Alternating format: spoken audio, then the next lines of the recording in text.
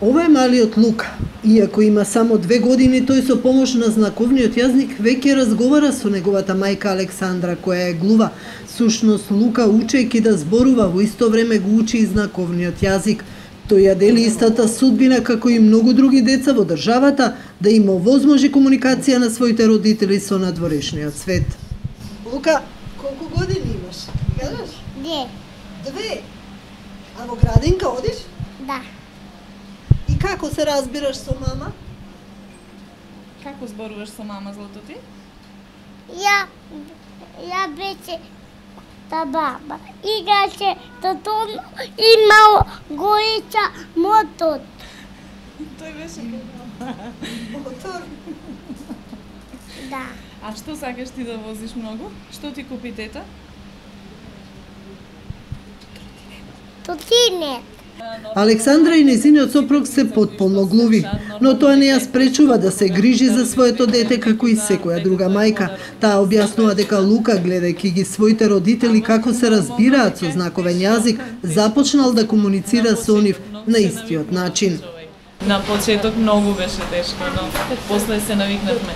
Јас сум иста мајка како сите кои што слушаат, само што јас имам оштетен слух, јас сум нормално лице кое што може се да работи, се да за себе да прави во животот. Имам само еден проблем, имав кога спиев, не можев да го слушнам, нели дека плаче, и затоа набавивме специјален апарат беби аларм кој што е за глуви лица, кој што се состои, да објаснам, во една плочка која што се става под јастукот.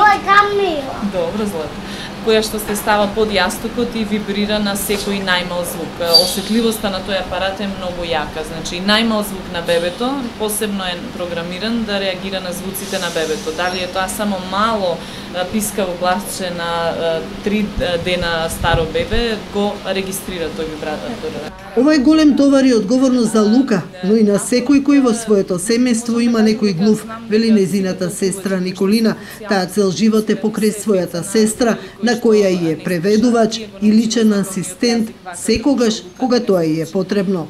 Сега јас сум и достапна на сестра ми, меѓутоа јас нели имам свој живот, своји патувања, своји ангажмани, кога во моје отсуство, кога тој ќе порасне, тој ќе стане нејзин преведувач. Меѓутоа, да се биде најблизок член на семејството или најблизок роднина на едно глуво лице не значи само да бидете преведувач, значи да бидете асистент, значи да бидете во секое време достапни, значи да ги толкувате знаците, звуците кои што ние ги земаме здраво за готово.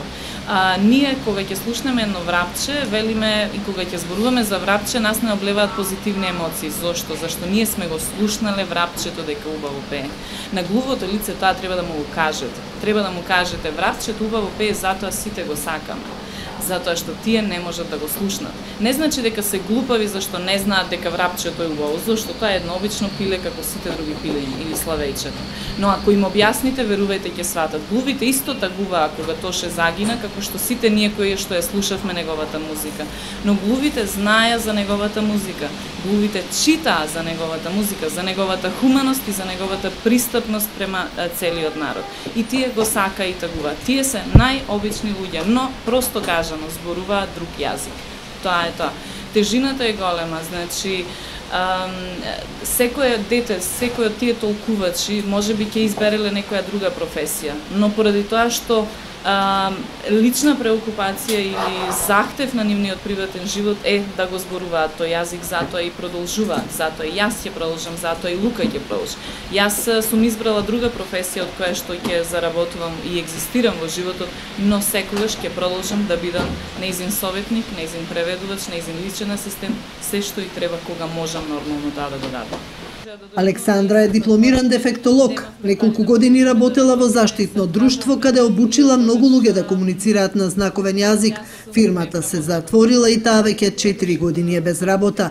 Александра вели дека никој не го цени двојниот труд кој го вложила во незиното образование, ниту пак фактот што таа може да работи со глуви лица. Јас на испитите одговарав писмено на сите, значи на цел факултет, на сите предавања, ниеднаш немав преведувач, како слушаш предавања.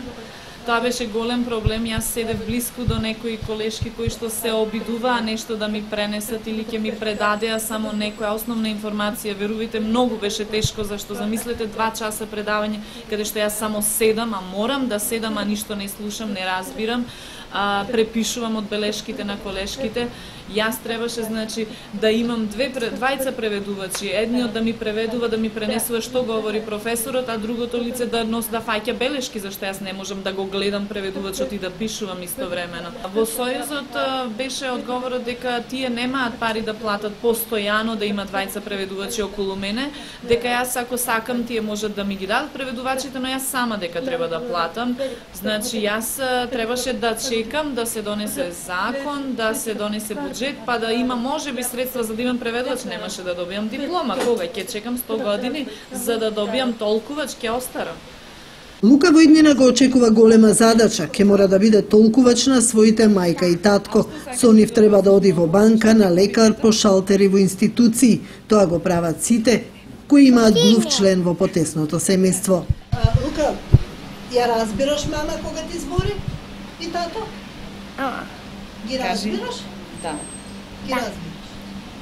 И помагаш на мама и кажуваш за да може да те разбере? Ти кога сакаш нешто? Како изборуваш злато на мама? Ти како изборуваш на мама? Со рачињата? И ја допираш? Марко, така, мотот кола. Не, Марко, така, мото и тя пича. И мото не да пича. Во државата има само 12 толкувачи на знаковен јазик, а околу 6000 глуви лица. Според законската регулатива на секој од нив му следуваат по 30 часа бесплатно толкување годишно, но никој не ги искористил до крај, бидејќи толкувачите не можат да стигнат кај сите и ги наплаќаат своите услуги. Државата не организира обуки за повеќе луѓе да може да го научат знаковниот јазик. Затоа Лука уште сега си ја сватил сериозно својата задача да им помага во преводот на своите родители секогаш кога тоа ќе им биде потребно.